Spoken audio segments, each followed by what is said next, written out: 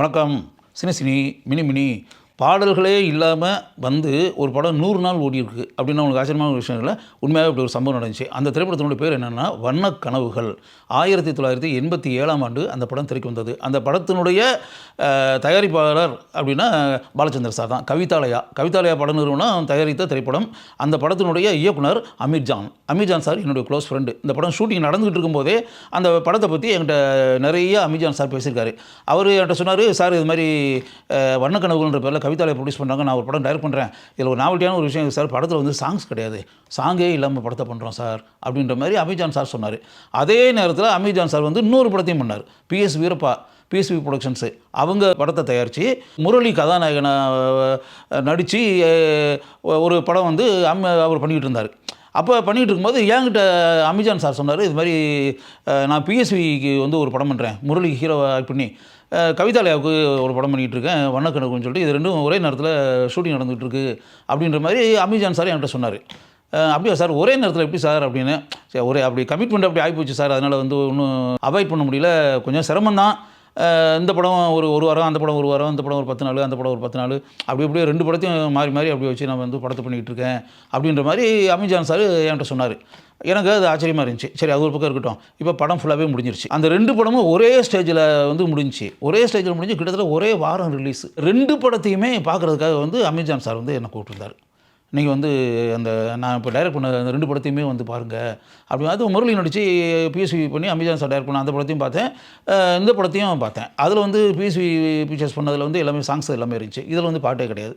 இந்த படத்தில் வந்து வண்ணக்கனவுகளில் கார்த்திக்கு, முரளி, ஜெயஸ்ரீ இவங்க 3 பேர் நடித்தது. அந்த படம் பிஎஸ்வி பண்ண படத்தில் முரளி, சீதா.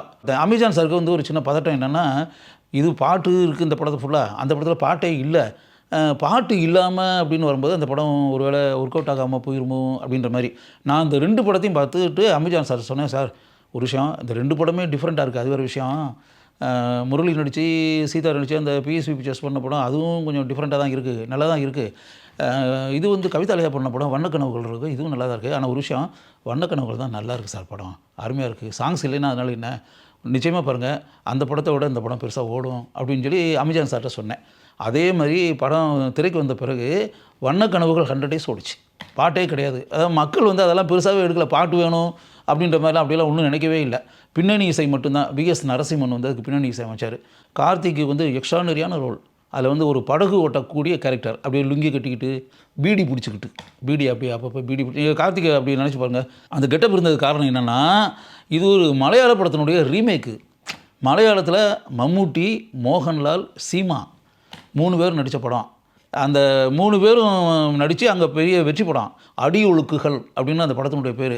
ஐவி சசி மலையாளத்தில் டைரக்ட் பண்ணார். இப்போ கார்த்திக் இங்கே நடித்து படகு ஓட்டிக்கிட்டு மீன் பிடிச்சிக்கிட்டு அப்படின்னு இருக்குல்ல, இந்த ரோலில் அங்கே மம்முட்டி நடிச்சிருந்தார். மம்முட்டி எப்படி நடிச்சிருப்பார் அப்படின்றது நமக்கு தெரியும் இல்லையா. அப்படியே கேரளாவினுடைய மண்வாசனையோடு மம்முட்டி நடித்து அப்படின்னு இருக்கு இல்லையா, அங்கே பெரிய அளவில் வெற்றி பெற்ற திரைப்படம் அது.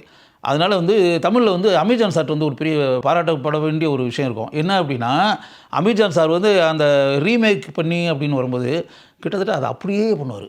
கார்பன் காப்பி அப்படின்றோம்ல, அந்த பேட்டர்னில் பண்ணுவார்.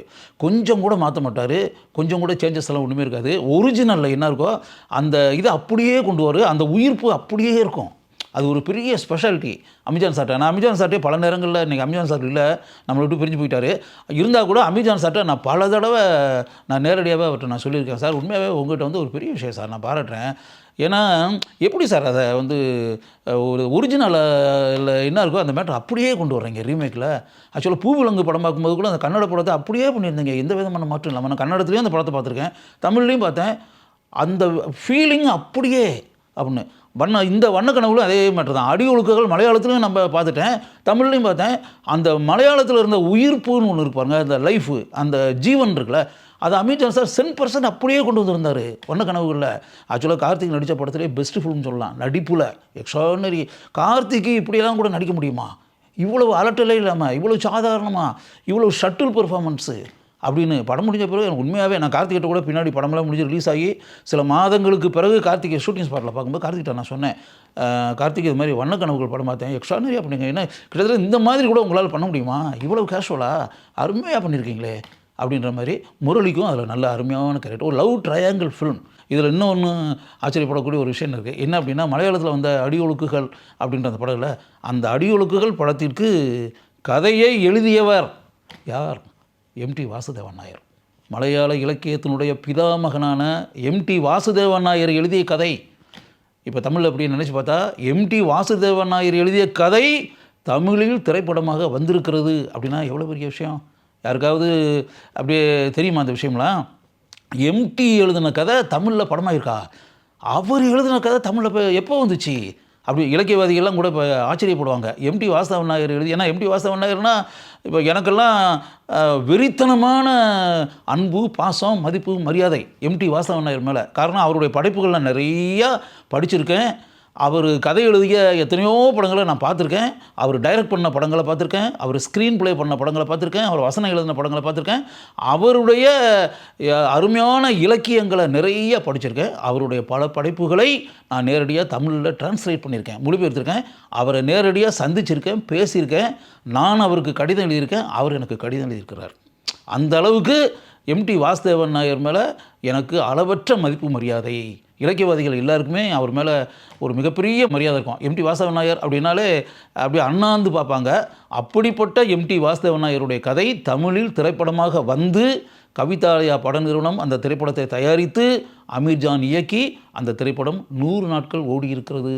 அப்படின்றது உண்மையாகவே கலையுலக பயணத்தில் இது ஒரு ஆழமாக பதிவு செய்ய வேண்டிய ஒரு விஷயம் தானே அப்படின்றத கொஞ்சம் மனசுக்குள்ளே வச்சுக்கோங்க.